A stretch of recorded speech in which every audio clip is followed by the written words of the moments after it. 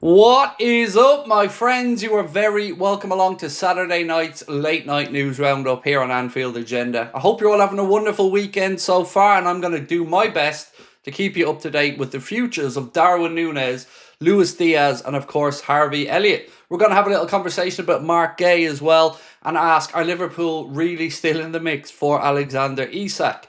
That and lots more to come over the next few minutes, but you know the score. I want to know your thoughts. So do let us know in the comment section. Drop a like on the video if you enjoy, and let me say thank you to so many of you for hitting that like button. It really does help us push the channel out there, and our success is your success, and we do appreciate all the support that you give us. So, you know what I'm going to say next, right?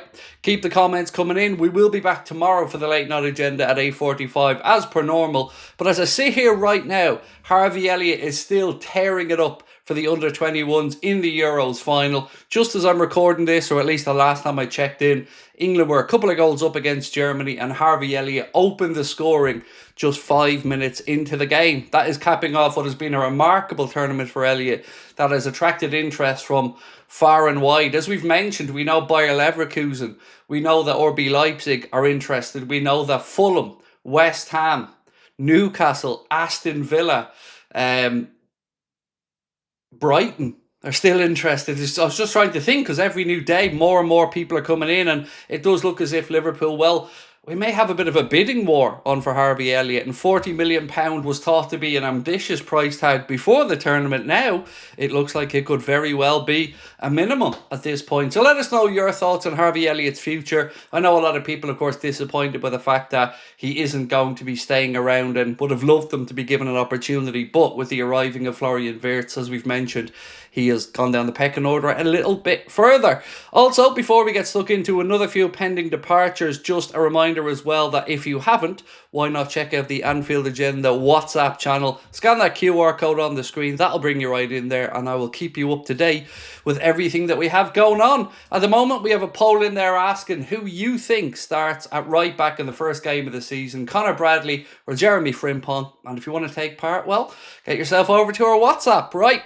Let's talk about Al Nassr and the plans for Luis Diaz. It looks as if Liverpool may very well soon be receiving an offer from Al Nassr for Luis Diaz. The one thing that we don't know here, though, is what Lucho's feelings are towards a move to the Saudi Pro League. It looks as if the Barcelona move has fallen through as they look at other targets, namely Nico Williams. So today we heard from a few different outlets saying that Al Nassr plans to sign Luis Diaz and are willing to offer €100 million.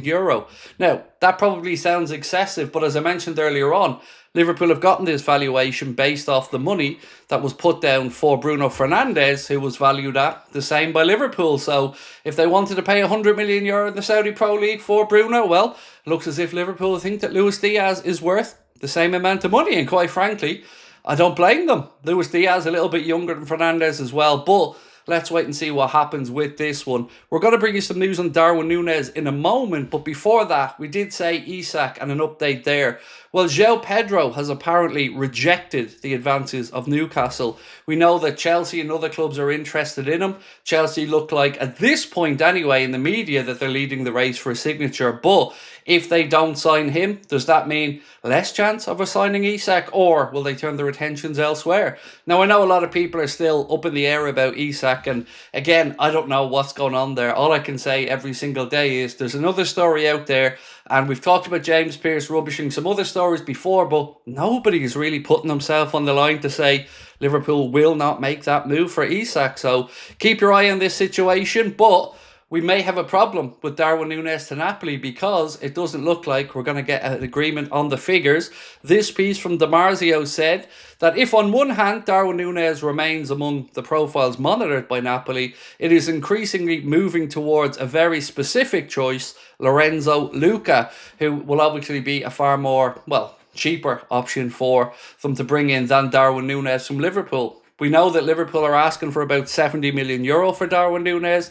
It did look as if he wanted to go to Napoli, and maybe he still does. But if they don't come up with the money that would tempt Liverpool into a sale, well, then we're going to have to move on in the window. And again, we could be looking towards Saudi Arabia. We don't know what other interest there is in Darwin Nunez, but right now, it's looking like that move to Napoli is certainly, at the very least, in the balance. Now, again, I don't know much about Lorenzo Luca. I think he plays for Udinese or one another Italian side. But again, let us know what you think happens here. Will Darwin Nunez move to Napoli? Will he move to the Saudi Pro League? Or are Liverpool going to struggle to move him on? Going back to Luis Diaz for a moment, and Ben Jacobs has given us an update here. Luis Diaz remains Al Nassr's top left-wing target, even after Liverpool told Barcelona that the player was not for sale. Al Nassr are prepared to offer in excess of €85 million. Diaz was open to a move to Barcelona, but it's still unclear if he would consider a move to Saudi. And that is uncertainty again there, ladies and gentlemen. We don't know what's going to happen there. Liverpool, I'm sure, don't want to push Luis Diaz out the door, as we've mentioned numerous times, but if an offer of 85 or €100 million comes in and the player's willing to go, I could see Liverpool being willing to do business there.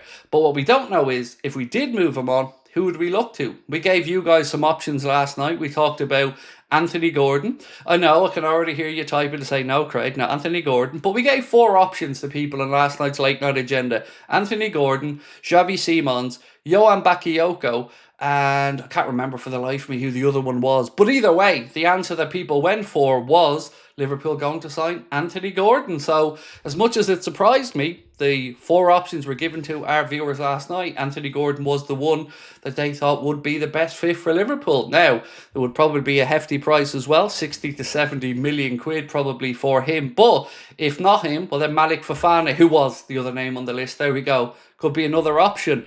Let us know what you think on that one. We also await news on when we will see the unveiling of Georgi Mamardashvili, who of course Liverpool agreed to sign last summer. His signature, which comes into effect this summer, will see Liverpool's spending go past €200 million so far.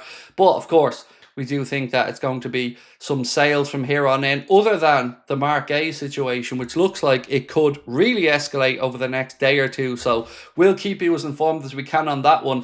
For what it's worth, nothing is confirmed yet, but my gut feeling is that we have a very, very good chance of seeing Mark A come in. Like I mentioned yesterday as well, for me, if you brought in Mark A and you just looked ahead to plan for life without Ibrahim Konate, then I think we can cover ourselves no matter what happens there. I don't think we can just wait around and see what happens with Konate. I think we have to be proactive here and look after the club's own best interests. So that is pretty much it for tonight, ladies and gentlemen. Again, we do hope to see you tomorrow for the late night agenda from 8:45. Just to recap the stories that we've covered today: Darwin Nunez, that deal to Napoli looks like it's a little bit wobbly at the minute. Luis Diaz, we could be expecting an 85 to €100 million offer from Al Nassr. And again, Harvey Elliott tearing up the under-21s, which should see a whole host of clubs competing for his signature. We know Kwanzaa as well is going to be heading over for his Bayer Leverkusen medical on Monday, as per Fabrizio Romano. The release clause there looks like it's somewhere between 60 and 70 million quid and comes into effect in 2027. So that is all from me for now. I'll catch up with you guys tomorrow. Much love as always. Enjoy the rest of your weekend. We'll talk soon. Bye bye.